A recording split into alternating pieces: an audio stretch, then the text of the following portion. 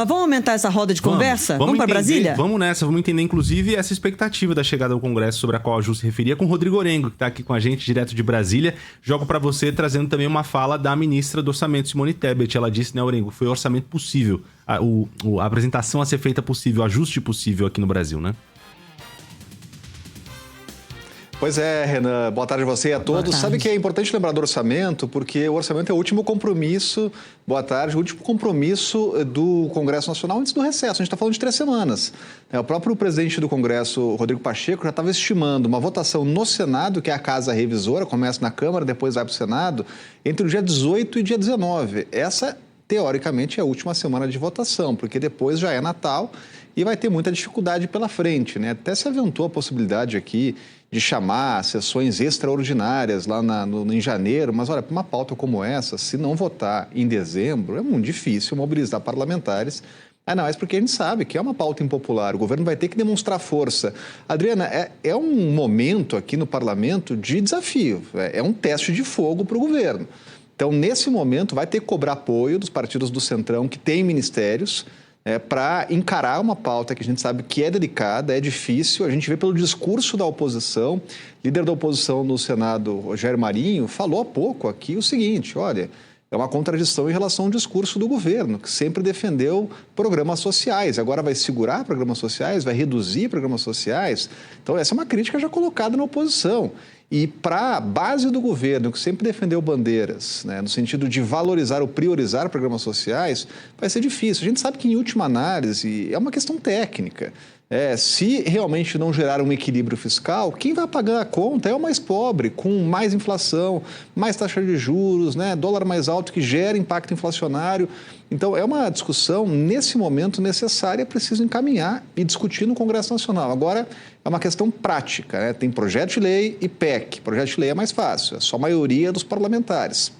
Mudança constitucional, 308 votos em 2 votações na Câmara e 49 votos em 2 votações no Senado. Então, vai ser uma parada dura, tem pouco tempo de votação e agora a ideia é mobilizar essa base. O que a gente tem ouvido aqui dos articuladores do governo, que a resposta, por enquanto, foi de adesão, né? Por exemplo, o PT não vai reclamar mais, né? Já reclamou que tinha para reclamar, agora o partido vai votar em peso, né? É claro que tem que buscar esses votos aí do centro político no Congresso para aprovar.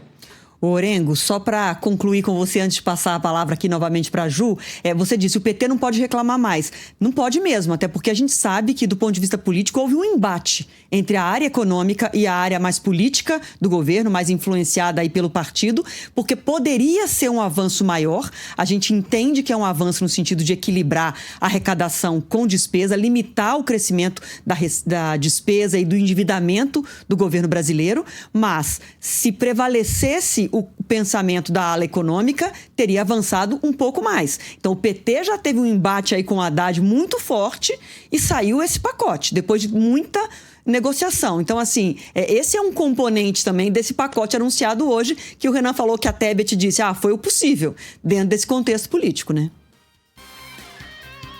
E as margens já foram reduzidas, né, Adriana? Até porque o PT resistia muito a, inclusive, cortes maiores. Vamos lembrar aqui, chegou a discutir aqui a desvinculação do BPC das regras do salário mínimo, de reajuste, né? Inclusive uma desvinculação de saúde e educação.